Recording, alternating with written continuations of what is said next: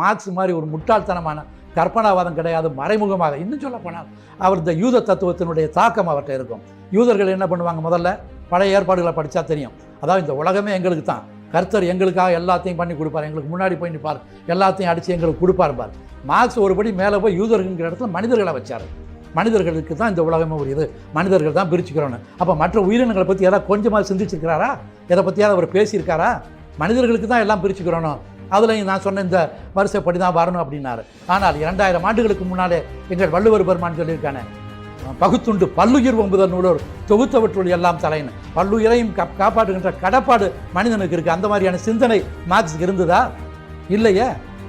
ஆகவே தான் இந்த மார்க்ஸுங்கிற ஒரு போலியான தத்துவத்தை வச்சுக்கிட்டு ஒரு எத்தனை வருஷம் இவங்க திராவிடம் ஏமாத்துற மாதிரி அவங்களும் ஏமாற்றி கடைசியில் இன்றைக்கி வந்து பார்த்திங்கன்னா அந்த மார்க்சிய நாடுகள் எல்லாமே தங்களது சொந்த நாட்டை அது தோற்று போச்சு, அது முடிஞ்சு போச்சு.